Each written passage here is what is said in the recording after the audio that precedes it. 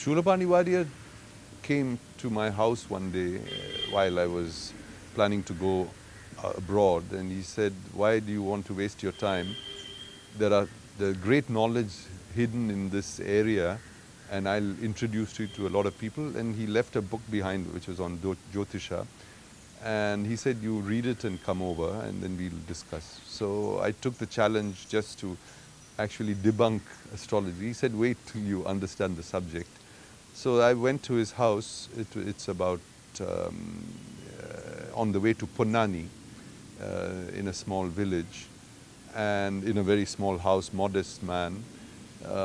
When I got there, he was very open, and he said, "You can ask anything you want, and you can even question me, but you have to have some material." So that was the basic condition, that you landed up with sufficient information before you started off prodding or questioning. But actually there were no more questions after a while, because he put me into first learning about 500 verses of the Brihad Jatakam, which he said, if you don't know that, I can't do anything for you. Yeah. Yeah.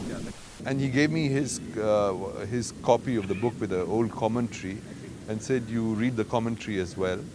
And it's a very famous commentary by Kaikulangara Ramavarier. And so I started reading that. But then he said, "Okay, you can learn this, but unless your mind is okay and sufficiently polished to learn the subjects, you're going to waste your time. Like most people who learn Jyotisha, they just think that going to a teacher, you have to go and meet my teacher, who lives about 20 or 30 kilometers from Calicut. His name was Narayanan Nambi. It was near Balusheri Kota, and it was in a small village, not even a village, it's a kugrama, one would say, that you had to walk to. And very few places perhaps existed like that in the 70s, where you had to really go out of your way to get there. So he was a very unusual man. He was a master, he was a Vaidya, and he knew the astrology text by heart. He knew Ashtanga Hridayam by heart. He knew Tantra Samuchayam by heart. He knew Sharada Tilakam. That were texts that I didn't know much about, because I had already been interested in these areas. So when I got there, he said, if you want to learn, you got to have a mantra that you meditate on, but meditate not in the usual sense, because it involves a certain discipline and ritual. It's not just emptying your mind or feeling like you're floating or something. It's actually becoming more and more aware through the power of this mantra, that you can focus on what you want.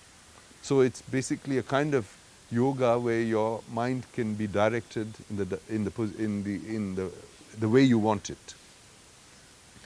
So he said that you can do that, but then you have to kind of follow a certain rhythm, which is a 1-year course. And in a 1 year, because of it was not a 1-year course like that, because it's one Surya Vattam. That is one time you start on the day of the sun's entry into Aries. Mesham in Malayalam calendar, it's around the 14th of April. And then you go through each sign of the zodiac each month, and when it comes back, you've kind of gone through the whole process. So I spent some time there in the beginning. Then I would go back. I was continuing with Shulapani Varier discussions and things, but I was doing this practice every day. Then I would regularly go back to Nambi's place. He had a little small temple where I could stay and be completely alone, but he was there. It was not just retiring into a kind of retreat of closed life. You had discussions. Then he taught me Sharada Tilakam. We talked about astrology and also about mantra as a way to cure. So I saw him treat patients, and sometimes I took patients even as a kind of test. Then once Varier and one would say Nambi said, okay, he can now really start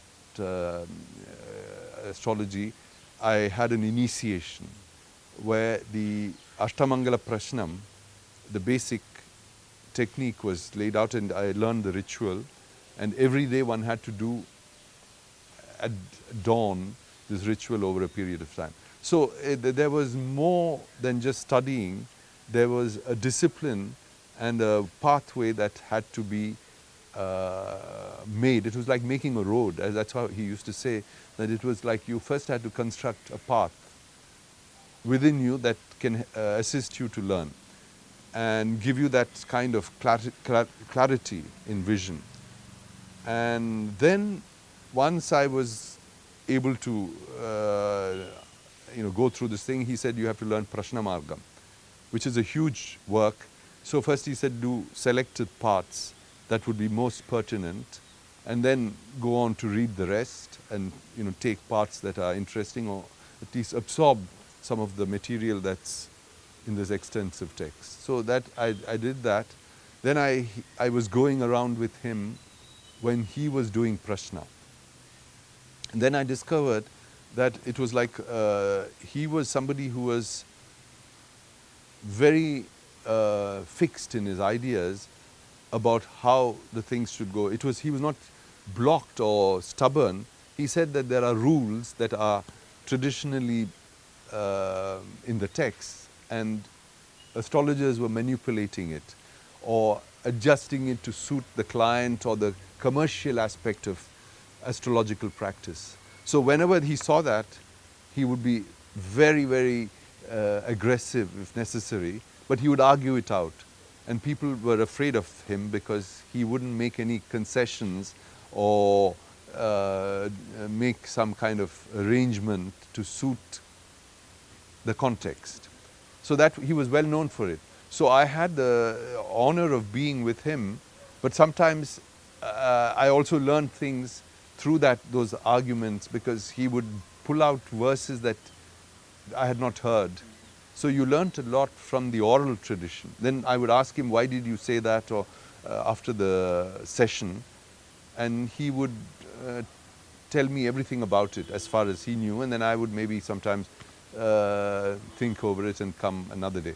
But we traveled a lot, so a lot of learning were in the Kerala transport buses, where you were sometimes not even, the wheels were not touching the ground. They were going at such crazy speeds. But he would say, just don't bother about the bus, just listen, we can talk. And sometimes I remember, since you asked about what were typical, there were no typical things. One night we landed up in Thrissur bus station. We spread newspapers and slept there. But until we went to sleep, we were discussing lying down. So standing, lying, flying in a bus, as one could, maybe now the speed limits have been imposed, but learning was everywhere. And obviously then I used to go to his house, stay there in some formal, textual learning, but a lot of it was in the field.